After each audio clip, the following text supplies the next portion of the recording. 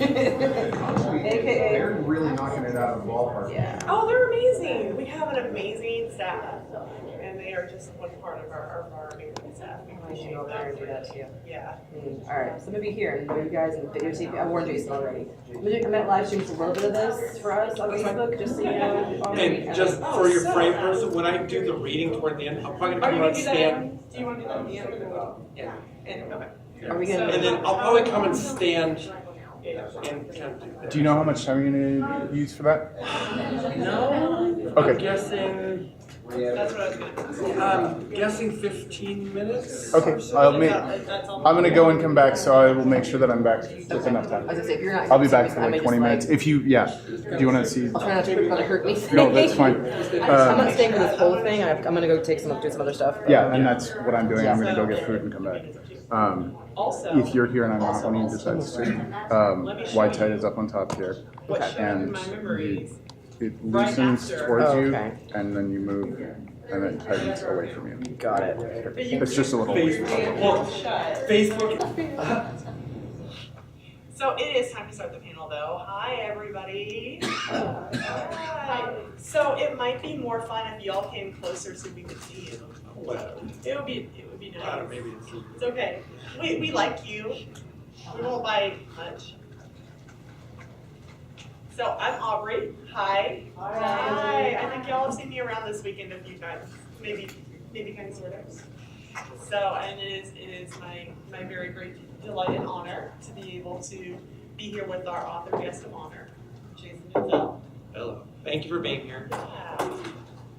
So, one of the reasons that we have Jason here as our guest of honor for 10th year is that Jason was actually our Toastmaster for the first JordanCon.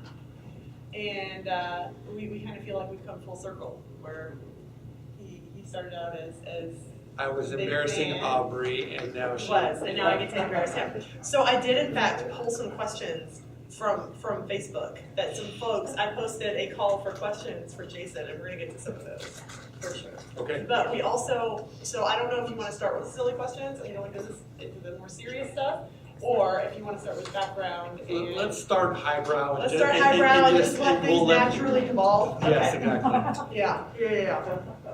So, most of the people who know you from around JordanCon know you from your Wheel of Time fandom activities. And how did you go from being a webmaster at Dragon Mound and a very active fan to an author of your own series? What was that process like? Well, I've always had an interest in writing, and I cultivated that a lot toward the end of college, and after that into writing short fiction and writing screenplays and going from there.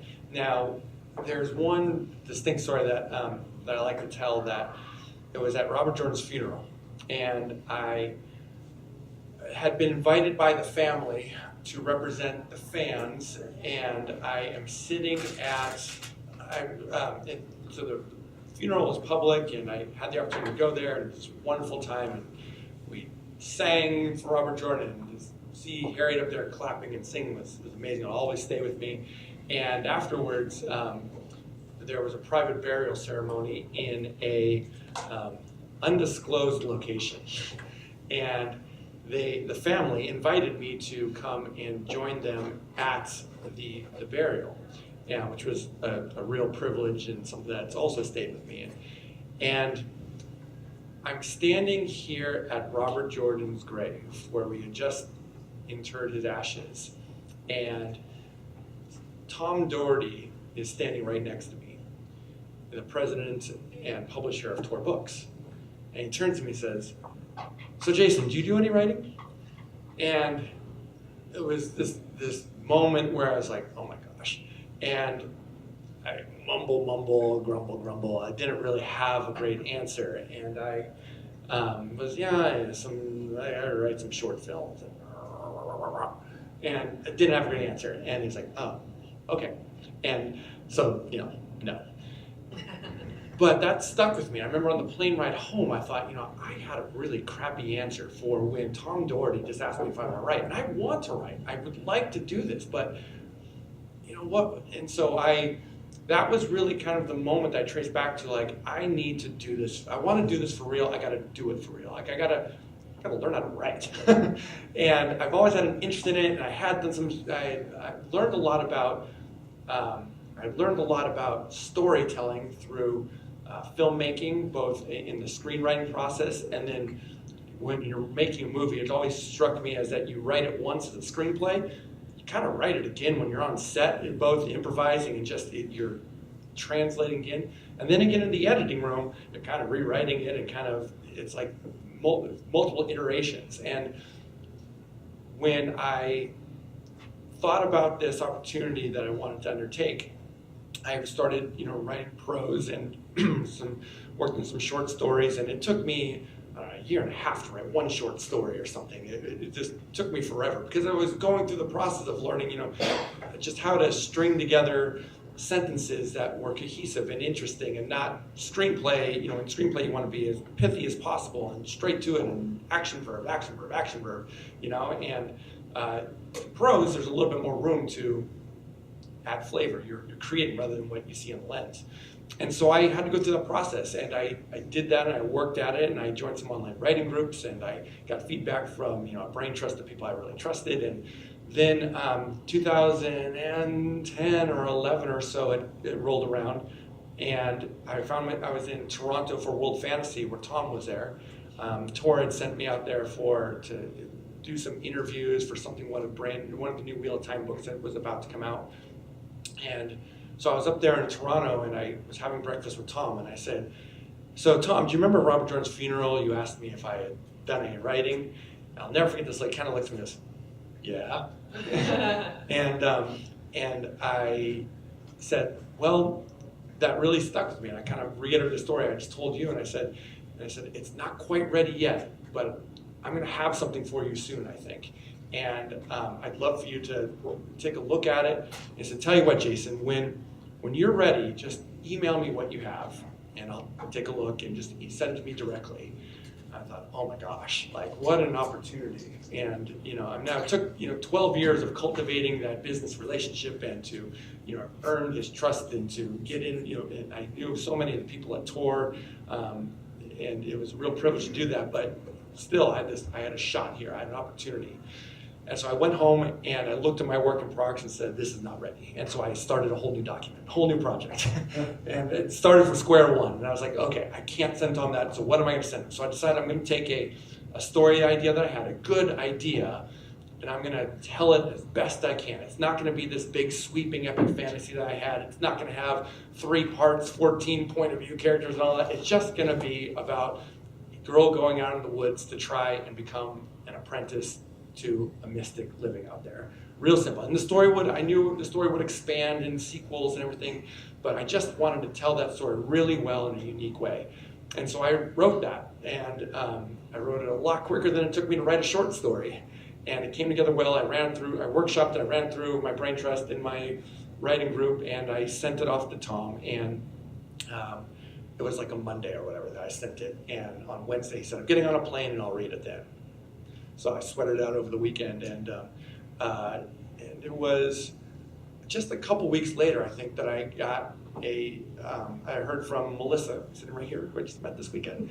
And Melissa said, like, "Hey, Tom read it and he loved it, and we checked it out and we want to do this." And so there it is. And it still kind of baffles me that I think I'm the only traditionally published writer that I know that has never sent a query.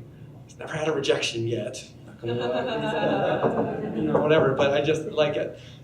Everyone's road to publication is different, and that's how I got there. And it, certainly had its ups and downs in its own way, but that's just how I landed here. That's how you got there. So I do want to hit on one of the things you said was online writing groups.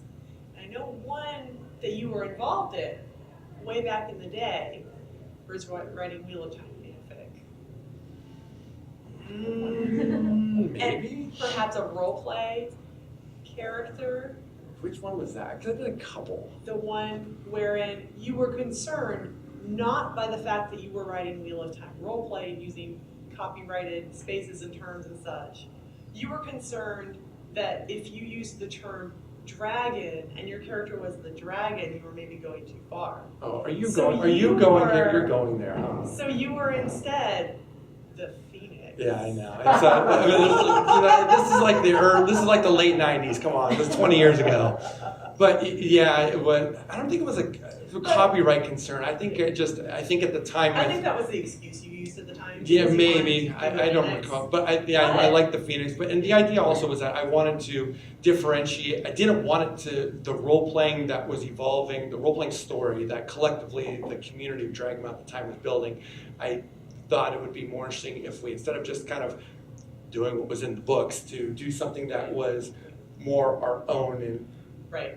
And I don't say that just to take a dig at you, even though that's kind of fun too. But I say that because in a really real way, you were practicing your writing skills, just having fun. Mhm. So I just want to talk you talk about that a little bit, because I know that's one of the things that people say about writing is to get better as a writer, you need to write.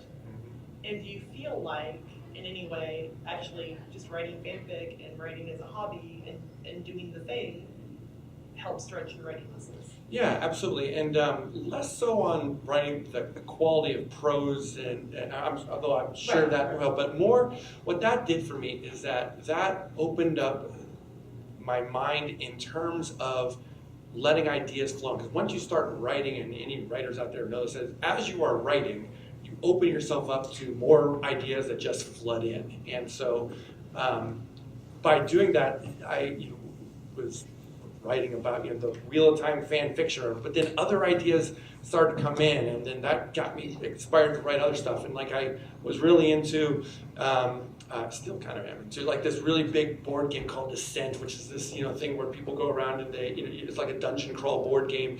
And then I started thinking, well, who are these characters who go into this dark dungeon? And then that kind of creates this character in my mind, and that kind of turns into a more evolved story. And pretty soon we're right here. So that by writing one thing, it opens up so much else. Yeah. So, I want to talk a little bit about your currently published work, Minze, and where did you start with the idea for that? I know you mentioned really briefly about, I wanted to write not listening to Tom, I wanted to send a new, better thing. But where did ultimately that come from? Because Pamela, the main, I don't know, how many of you have actually read Jason's first book? Yay! The main character, Pamela, is kind of a unique character. And where did you kind of come up with some of those ideas? So, the original genesis for Mystic was actually, was back when I was still doing filmmaking, and I wanted to make a short film, and I needed a simple idea that I could film in my in-law's backyard kind of thing, and I wanted to do fantasy, and so the idea was real simple, like a girl walks into the woods and comes to this secluded, place where a mystical master lives, and she's going to try and become an apprentice, and at the time it was a boy. He was going to try and become this apprentice. And I wanted to film that. And I kept the cast real small because I could only probably get 1 or 2 or 3 actors, and I was would be real limited in its scope. And then when I kind of went back to the drawing board after the conversation with Tom and Doherty, that idea had really resonated with me and stuck with me, and I said, let me start here. But then I had to expand it out, like, who is this character? Who is the master? And what's happening here? And so I expanded that into a larger form.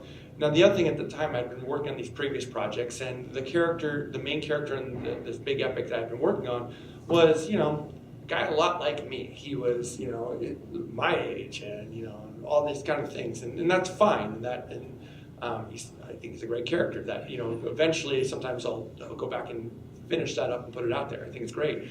But I kind of jokingly said to my writing group at the time that, I'm going to write someone completely opposite from me. I'm going to write someone who, is, a female with self-esteem issues, who comes from, an oppressed background, just someone who doesn't have the privileges I have, and just everyone who's the opposite of me.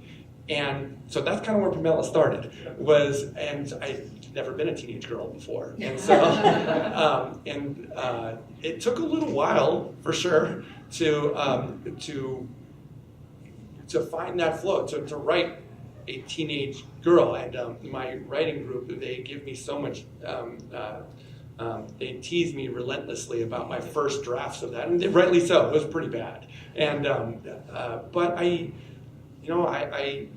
sought out people who had been, teenage girls before, been teenage girls, and, right. and talked to them, and tried to cultivate some empathy and, understand what that would be like, and try to step outside of the privilege that I did have and try to write someone who was less privileged and just go from there. And it's not a perfect depiction of that, but I think that... Well, but that's one of the things that really grabs me about it, is that I mean, you are doing kind of a hero's journey sort of thing, and it's a thing that could get tropey very quickly, but it doesn't. And part of that is that it's not the sort of character that you normally see in genre fiction like that. And I think it is very interesting. It does show some representation that isn't always present.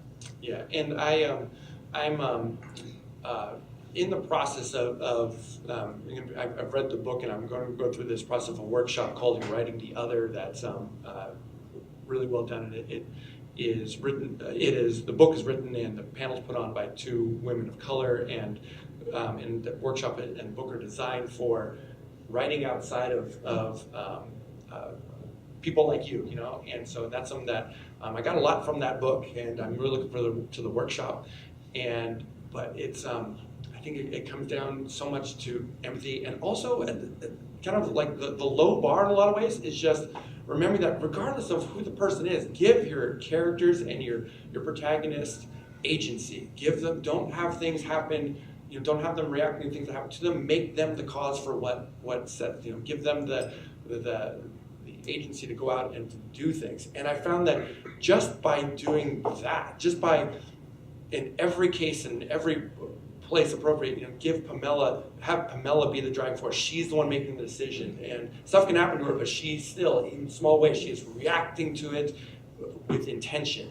And just by doing that, I started getting feedback of, wow, this is great, and maybe that just says something about, I think about like how,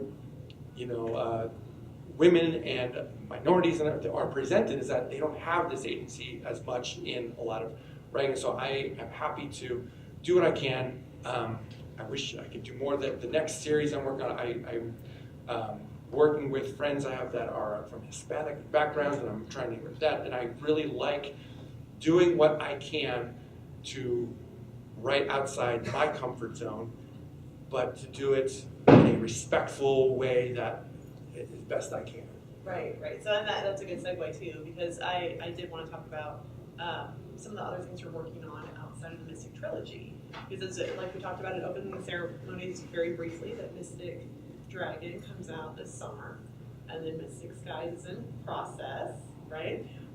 So then that is the Mystic Trilogy, and then what do we have after that? So yeah, the Mystic Trilogy remains my priority, and I am under contract for that, Sure. and that's that. Now I've got a couple different projects afterwards, and Mystic, I've learned a lot in writing a trilogy, as you would imagine, and Mystic was written at a time in my life where things were safe, and I went through a lot in writing, a lot of personal stuff in writing Mystic Dragon, and it kind of shows, and Mystic Skies is kind of in this nice, harmonious way is about the finding the strength in the calm amidst the storm afterwards. So it's about finding your zen in amidst chaos, and I feel like that's kind of where I'm at in my life now. I'm able to, it resonates well, and but I am thinking beyond that, and I have some cool ideas, and one of the things that fascinates me is the idea of blending science fiction, fantasy together. I guess they call it science fantasy, and there's been lots of successes out there, especially in. We've got the Marvel universe, we've got Star Wars. These are science fantasies in their own way, mixing the mystical with cool technology and spaceships and stuff. And so, I really want to dive into that. I think that's something that is. I think there's a lot of room for telling unique, sweeping stories in there. And so the current project that I'm more actively working on and starting to really ramp up, and I plan to do after Mystic Trilogy is a big sweeping saga about that, and it's something I envision that spans 3 worlds and 4 main storylines and 2,000 years, and something that embraces a lot of the classic hero's journey and the epic saga. It's going to resonate with a bit of Wheel of Time. It has a Dune vibe to it, but it also brings in themes that are important to me and I think resonate with a lot of people. Things about family. Collectively, the series is about a family that is split up over and over again over these 2,000 years, and about them trying to come back together. It's about, we begin partially in near future Earth, the 2050s, and it goes out to worlds that they've colonized in the far future, and about these families that are connected across these planets and time and war, and it's this big sweeping thing. So, and I do have a chapter, a brief chapter scene from it that I'd like to read to you guys today. That just kind of in a few minutes here, or we will have a few minutes to do that. So, sure. So I don't know if you want to do that and then do silly questions. Let's hear some of these silly questions. Okay. Let's hear some of these silly questions. So some of them are more silly than others. So we had some people who wanted to know, because you've been to most of the JordanCons, you were the first Toastmaster. The Wheel of Time dramatic reenactment, what was that about? So Jenna asked me to be the Toastmaster for the first one, and we had, and the purpose of the Toastmaster, as I understand it at other conventions, is to get up there and say, hello, our guest of honor is so-and-so, and the track director for the writers thing is here, this person, and to do that and to give polite applause and then send them on their way. And I thought, when else are we going to have Harriet and Brandon and Tom Doherty and all these webmasters and everyone else in the same room? Let's have some fun with this, and let's make it a memorable thing to kick off this convention that Jen and Jimmy have worked so hard on.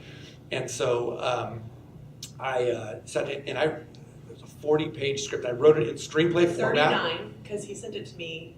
39 pages? 39 pages. 39 pages. Yep. I wrote it in screenplay format because that's just kind of where I was at back then in 2008 or 9, or 2009, I guess. Yeah, 2009. And I wrote those 40 pages in one draft in one sitting. And I don't think I even did a spell check. I just printed it and said, we're doing this. And what I figured was we had that point written, everything. The books were up to book 11. Brandon was just about to get ready to launch Gathering Storm, and I said, let's recap everything up to book 11, because that's what I've been doing on Dragon. Let's recap up to the most recent book, so we get caught up, and so people know where we're at. Here we are. And so I just assigned roles to I had to introduce everyone. I had to introduce Jen, I had to introduce Aubrey, I had to introduce everyone, and so I said, well, Jen, you're going to play Egwene, and Aubrey play Moraine, and so. And this is the first time I had met most of these people too, and so I wrote, Tiff Franklin, I had played Cad Swan, and I was playing Rand, and I told her, just come up and slap me, and that was how I met Tiff. She came up and slapped me, and so it went over well, I guess. It did. Mostly because we had never rehearsed, and I was thinking, you were talking about there's no rehearsal. I was thinking maybe for the next 10 years.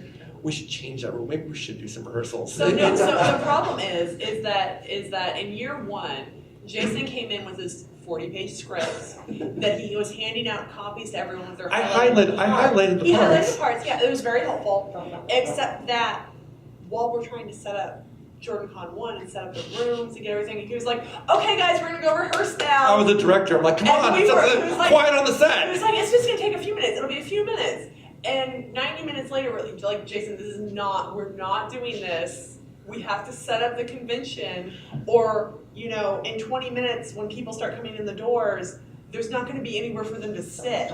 So we can't. So from that point on, in our Toastmaster agreement, that you have to, there are terms and conditions when you accept the position of Toastmaster. In bold letters, it says, our staff will not be available for rehearsals. I ruined it for everyone. Is it on YouTube somewhere? I was looking. Yes. Steve did But I can't. I don't know Googled where it. it is. I can only That's find. here. It used to be. I can only find JordanCon 2 and beyond. I cannot find any Yeah. video from JordanCon 1. Steve just went and did a dump 2 days ago. Did he? Okay, well, Really? I'll have to You find guys it. know. Because it exists, and it's atrocious and terrible. Like, they're all atrocious and terrible. But it does show kind of the spirit of the convention. I think my favorite moment in that was that I knew what I was doing when I wrote this part, is that I had written Brandon to play the role of all the male Forsaken. I had Tom Doherty playing the Dark One. And so I wrote this scene, and I will never forget it, and Brandon, oh my God, like, we all love Brandon when he showed up, and he just was like, okay, I got this. And he just came out, and I had him kneel before the Dark One and swear fealty, and I'm like, you're welcome, Tom. You had me jump out from underneath the table at one point. Did I really? And you were game for all of it, too. Yeah, I was under a table. And Yeah. crawled out and Yeah. Brandon the was the most, scenery. you were the most dramatic. He was the most dramatic. He was one of the most intimate. I took it very Yeah. seriously. You did. You did, and you know, It's and my debut. it was, but you, I don't know if you were nervous or just doing, but you were, we had met before, but that day, I handed the script and you were like, okay, and I'm like, oh God, he's not into this. I put him on the spot, and you came up and like, it was like a 180 from that, to be like, I'm here, all right, let's do this, so. Well, because the rest of us were reading our lines like, yeah, so this. No, It was this very is the kind first of- time I've read this. And he didn't have I think he memorized it. Brandon turned it around. So, Yeah, he did. well done, sir. Yeah, so it worked out really well. And I had a question from someone who shall remain nameless. So do you remember that I mean, it was someone. Jen. You remember there was a JordanCon after which you had gotten a really awesome tattoo, and you thought it would be super cool to wear a mesh shirt.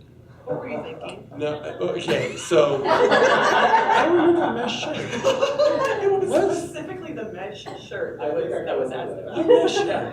It was a mesh shirt. It was like in JordanCon 3. No, but also, I don't remember the mesh shirt. I think my eyeballs are bleeding even thinking of that myself. But, Screen, we could post a picture. right? I wish, right? But right? I do remember when I walked in and Wilson says like, Jason, turn around, take your shirt off. And I'm like, hi Wilson. And so yeah, so like that JordanCon,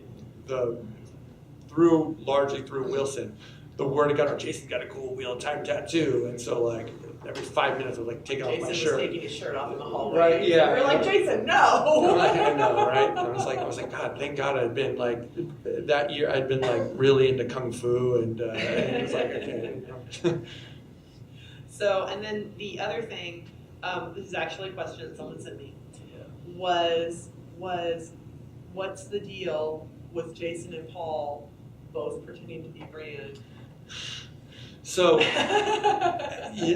Paul likes to play that up a lot more than I do, and I've always loved the character Rand, and Brandon even makes fun of me for that a lot. But like my cameo in the Wheel of Time is I'm an innkeeper with a giant painting of Rand on the wall, and so you know, and that came a lot from like when I was a lot younger, as when I was reading books as a teenager and everything. You know, we often identify, of course, with the main characters, and conveniently, you know, like Rand and I were the same height, and I just, you know, Rand had the same kind of, you know, girl problems that I had as a teenager, and The you know, same just kind of girl problems? not the same kind. No, you know, to be so lucky. So you always thought your friends were really good with girls? Yeah, right. Yes, yeah, that kind of thing. So I just always identified very much with Rand, and so you know, he was my favorite character, and then of course the first JordanCon I played him in that little recap, and then at the second or third JordanCon I dressed up as. The one time I've ever done cosplay, I dressed up as Rand from Do My Wells, and so I hired an artist to meet me in my hotel room and to bloody up my face and tear up my shirt and all this. And so I did the costume contest as like, you know, Rand right at Do My Wells, all beat up and stuff. And so I came out of that, and Paul was coming out in his awesome red clothes. He looked like Rand with the red hair and all this kind of stuff. I'm like, that, but we just kind of saw this rival like, no, dude, I'm the dragon, you know, and so it just kind of went, and I called him Logan, I'm like, you're a false dragon. It just became a thing, and so the joke is just kind of stuck, and yeah. So out of all the JordanCons, this is another one, is people want to know what was a particularly favorite memory of JordanCon's past. I'll always have a special place in my heart for that first JordanCon. And one of the reasons, I think one of the most special moment for me in that first JordanCon was when Harriet played an audio clip of Jim reading, dictating or telling the story of what eventually became part of the prologue to A Gathering Storm. And I've talked a lot about it in other panels and other places. I've talked a lot about how Robert Jordan had this presence and this voice that was just amazing. Like the first time I ever saw him in person was in San Jose, and he was talking about, he was reading from A Path of Daggers, and in a scene where the Sanshin are gathering their armies and getting everything going. And to hear him say, "To rocket," it just, everyone gets chills. And, he said the word Ashaman, and all of us like, ugh. And just, he had this amazing presence. That was the voice that resonates, 25 years later or whatever, with 20 years later now with me. And I wish I recorded that. But so in his last days, he was weakened, of course, and so his voice had gone away. It didn't have that same power, yet at the same time, he told us, and back then when they were doing this recording, it wasn't like they weren't sitting down initially and saying like, "Okay, Jim, tell us the ending." They were sitting around, and he's laying, in a bed downstairs. He was too weak to go upstairs, and he's laying down, and they were just chatting, and then he leans over to Wilson and he says, "There's a village in the Blight." And they're like, "What?" And he just starts talking, and without any further prompting, I guess, is what I hear, and he just starts telling the story. And so finally, someone's like, "Wait, get a tape recorder." And they went and ran to the store and got a tape recorder. And came back, and he's still talking, and then the portion that I recorded, his voice was weakened, and he talked like this, and it was heartbreaking to hear it. But he's telling this heartbreaking story. Now in the book, with no disrespect to Brandon, it's not a powerful, emotional. It's just the opening of the book and kind of showing a slice of life from what's happening in the Blight, and this lady, and her husband is going off to war and all this, and but to hear Robert Jordan tell it in this weakened state, but he hasn't lost any of the strength of his storytelling. It's shifted in a different way, and Harriet played it on the speakers for everyone there, and it's never been played since. She wanted that to be a special, one-time only thing, and there wasn't a dry eye in the hall that day, and it was amazing to hear this, and it had the sense of like, here's Robert like saying like, "I still have more story to tell. I'm going to tell it to you with my voice as long as my voice gives out." And at the end, his voice does give out, and you can almost hear as if like he's crying, he's getting caught up in it, and and several times throughout, you kind of hear Wilson say like, "It's okay, take your time," and so we did that, and it was just this thing that will forever stay with me, so yeah, that's why JordanCon won. That was JordanCon one. That's a good. I want to make sure that you have enough time to do your reading. We've got about 20 minutes left. Okay. So, maybe one or two more questions, or if any questions or from we have, anybody. that's what I was going to say. Is I didn't know if we wanted to maybe do the reading and do a short Q&A after. Yeah, we can do that. With I can some do folks that. in the room. Yeah. Okay, let's do that. All right, so this is, I'll read from here, and this is a sample scene that I've written out, with the caveat that, this is an early draft, with the caveat that it might and is most likely going to change and might not even make the final book. But right now what this serves is that this gives a little bit, I think, of that vibe of this mixture of science fiction and fantasy. And set stage, this takes place on a distant world other than Earth, but I'll do this. So I'm gonna come around and stand up for this.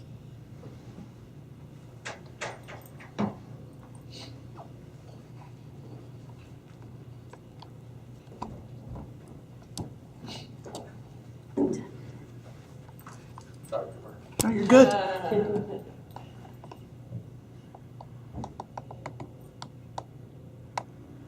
Estrella is Bella Sarand, youngest child of the Alar and Ixar of House Sarand, wanted to see a monster.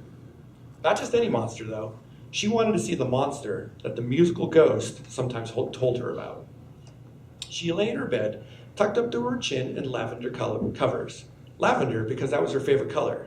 She was supposed to be asleep, but it was a rival day eve, and she was going to stay up until new day, no matter what, even if she had to preserve silently from her bed. At first she was a little scared, but she had Puppy to protect her. He was tired like her, but he'd promised that he'd lay next to her all night and keep her safe because, as her favorite stuffed dog, that was his job. Her room was on the eastern wing of the main house, which meant her window looked out toward the mountains and the wilds beyond. It was still several hours until Epica would rise over those peaks. Estrella loved it when it did. Sometimes a whole family would gather on the roof to see it lift into the sky, signaling another long day. Ferenda had told her that the festival would go until Epica rose up. Estrella didn't mind missing the festival, though. She had a great view of the rising from her window, and it had almost been a standard year since the family had shared an Epica day rise together. But for the past 3 occasions, she had just watched alone from her bed with Puppy. As she pondered the twilight horizon, a soft musical note sounded in her room before fading away a moment later. Estrella sat up and pulled Puppy close. Another musical note sounded, soft, like a whimper, coming from nowhere at all. It sounded to Estrella like a gentle violin. A third note followed on top of its predecessor, higher in pitch. This one was as soft as a kitten. A butterfly of fear tickled Estrella's tummy.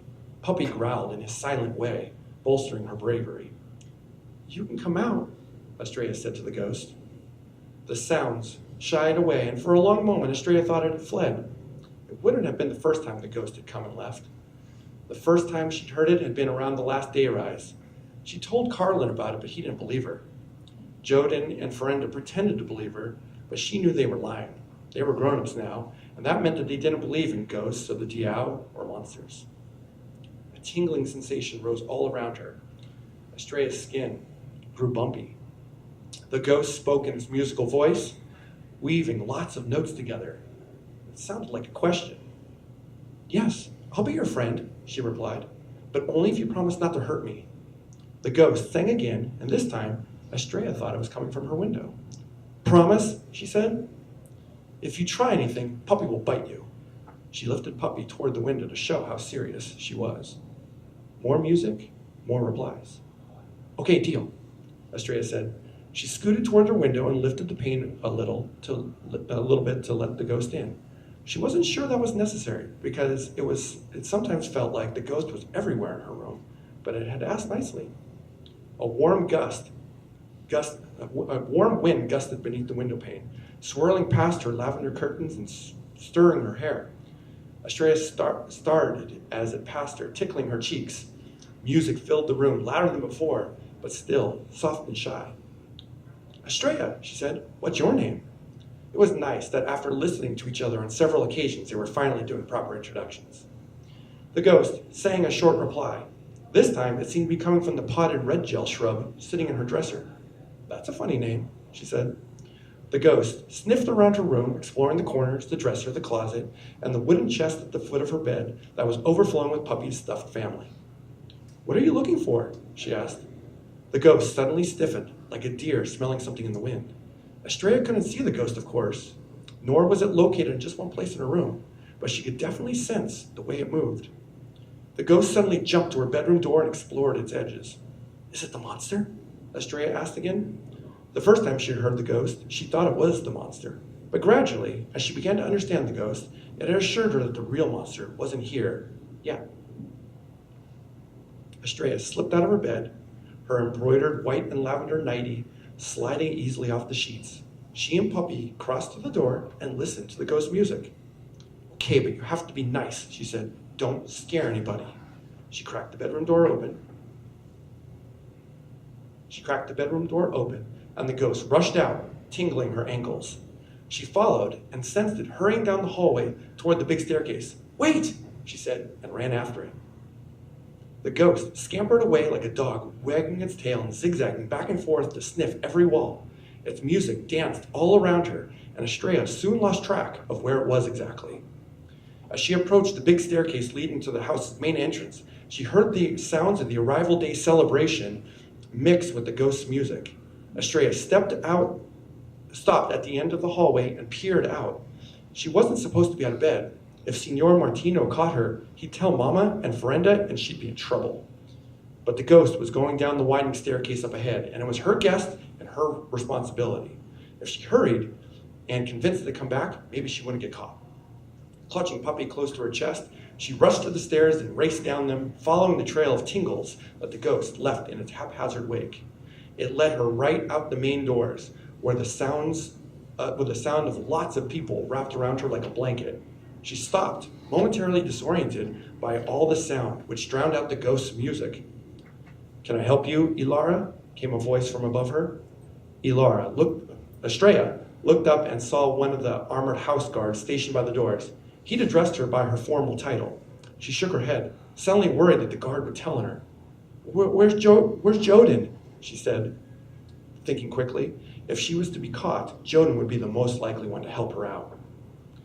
"I'd be happy to help you look for him, mistress," said the guard. "If you'll just wait right here." An explosion of sound rocked the compound. Estrella screamed and hunched over, covering her head with Puppy. The guard stumbled back, looking around. Terrified cries sounded from the courtyard. Estrella peeked out, looking for whatever had blown up, but everything around her looked normal. The guard and everyone else was trying to find the source of the detonation. A sudden fear that the ghost had caused the sound washed over Estrella. But she dismissed the idea. The ghost spoke with music, not explosions. Maybe this was the monster. The hair on Estrella's arms stood up as the ghost, strong and clear, raced toward the courtyard where all the guests were. It moved directly, like an arrow, no longer bouncing around with silly movements. It sang out loudly, a mix of many musical notes that harmonized in a way Estrella hadn't heard before. Ignoring the house guard, Estrella ran after it across the raised walkway that encircled the courtyard. She really didn't want to lose the ghost, especially if it was out there with all the guests. Frazzled guests blinked in surprise at her passing. Estrella ignored them all, still following the ghost. She stopped short when she saw her father. Papa stood on the far edge of the courtyard, surrounded by house guards and several important-looking guests. He stared in horror at the chaos with a wrinkled face that was pale and full of concern. Jordan, Ferenda, and Carlin were out of bed. What was Carlin doing out of bed? Estrella didn't care anymore if she got in trouble. She hopped over the low railing separating the walkway from the courtyard below and ran to her father. "Papa!" Her father's eyes widened as he saw her. He held out his arms. "Estrella!" he called from across the courtyard. 1,000 musical notes rang out all around her. Estrella stopped short as the intensity and suddenness of the sound. It was as if 100 ghosts swam around her. She clutched Puppy extra close. She looked at Papa, panic welling in her belly.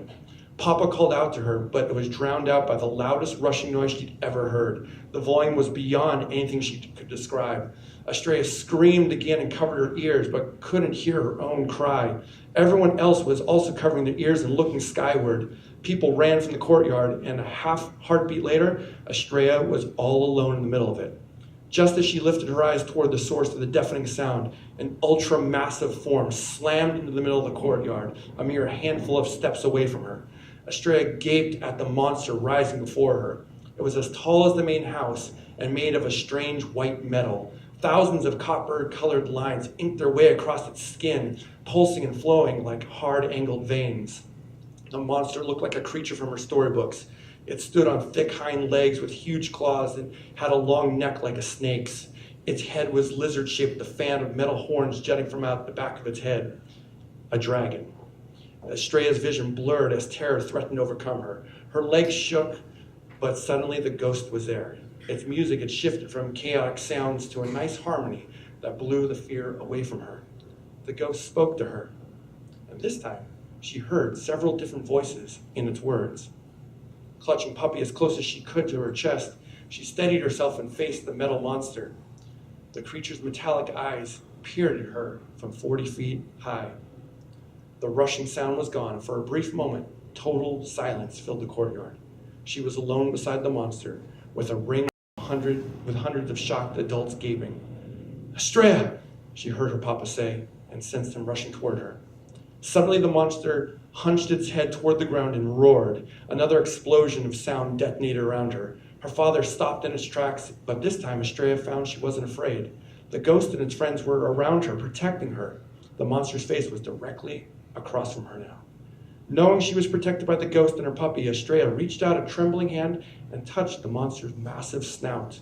The metal was warm to her touch, and her entire arm buzzed lightly when she made contact. The monster considered her for a moment, then pulled away, breaking that contact. It looked around the courtyard with a fierce expression. The crowds of people screamed and cowered away whenever its gaze swept over them. Estrella's father hurried to her side and wrapped his arms around her. Come on, Estrella, quickly." "I'm not afraid anymore, Papa," she insisted, pushing him away. He lifted her, but she was big enough now to wiggle from his arms before he could get a firm grip. He stared at her with a mixture of surprise and anger. "Estrella, it's not safe. The ghosts say it won't hurt me, Papa." Papa stared at her with an open confusion. "What are you?" The monster spun its entire body, and Estrella and her father had to duck as its giant tail swept over their heads. The monster took a massive half step toward the main house, scattering nobles and other prominent guests to reveal a handful of guards escorting a man with handcuffs on. The guards lifted swords to defend themselves, but they looked to Estrella like bugs in front of a cat. The monster swiped one of its arms, moving faster than Estrella could follow. In that same moment, one of the guards vanished, or at least his upper torso did. His legs and stomach remained in place, and for a second, while the rest of his body splattered on a nearby wall. People screamed everywhere. The other guards charged bravely, but moments later, they were torn apart by the creature. Only the handcuffed man remained. He hadn't moved since the monster had turned toward him. He was old, about Papa's age, with gray hair, but without a beard or mustache. He stood in place, nice and calm in his rich clothes, before lifting his bound hands toward the monster. The monster hissed, and the handcuffs disintegrated. The man rubbed his wrist and walked toward the center of the courtyard, calm as milk. Estrella's father began to pull her away again, but the man saw her and pointed. "No, you'll stay," he said. His voice was strong and confident, matching the strength of the monster, which turned its body so it stood behind him. "It is time I properly introduced myself," said the man, lifting his voice so it clearly sounded across the entire gathering. Papa pulled Estrella closer. "I am Gabriel Vizel," said the man. "I claim Solomonia as my own." 400 people stared at him in shocked silence, then turned to Estrella's father. She felt him tense behind her. "By whose authority?" he asked, but she could sense the fear in his voice.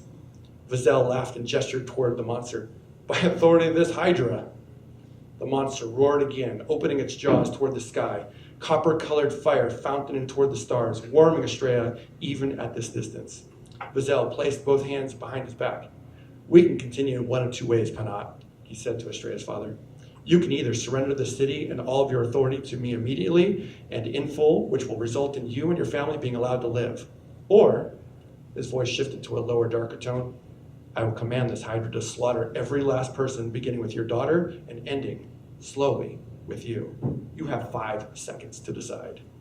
Papa's grip dug into Estrella's shoulders. "No blood," he said. Estrella could feel her father's heart pounding. "The house is yours."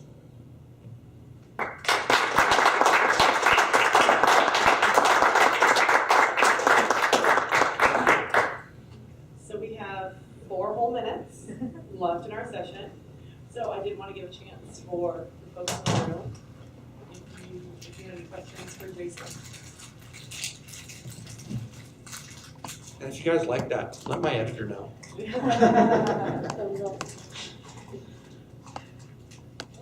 Any questions, thoughts about anything? Comments? Stories about Jason?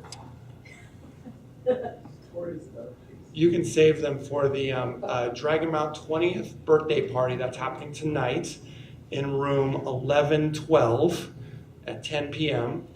We're going to have food and drinks and alcoholic drinks and a spelling bee, a Wheel of Time spelling bee. Because immortality on the Dragon Mountain news site. I don't know if someone has stickers that I can hand out. Sure, I'm sure we can find something. Yeah, so that's going to be a lot of fun to try and spell, maybe even pronounce things like, I don't know, Brendan, what are those things like the people who will be collared with a Moderatham? I always thought I could spell Telagriod. It sounds so simple, and then I would type it, and it would give me the squiggly lines. I'm like, oh, come on, I know how to spell this one. So there's going to be a spelling bee doing that. I thought that'd be a lot of fun. So hope you can join us for that. Oh, I have a question for Yeah. you. Well, I missed the beginning, so you may have talked about it before, but I'm curious about when you decided you wanted to write fiction. Is this something you've always wanted to do, or is this something you kind of grew It into? definitely is something that I've always wanted to do. The earliest stories I remember typing on my parents' typewriter was Karate Kid fan fiction, because that was like my favorite movie as a kid.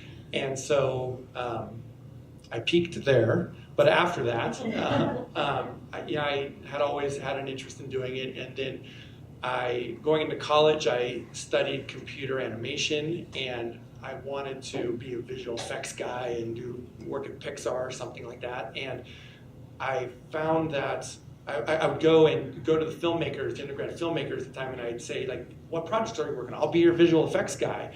And they were great, yeah, that's great, but they never finished any of the projects. And as my graduation was coming up, I wanted to have a portfolio of some kind. So I started writing my own stuff. And so I like this, I've always liked writing, and I can do this. And so I actually have my own projects.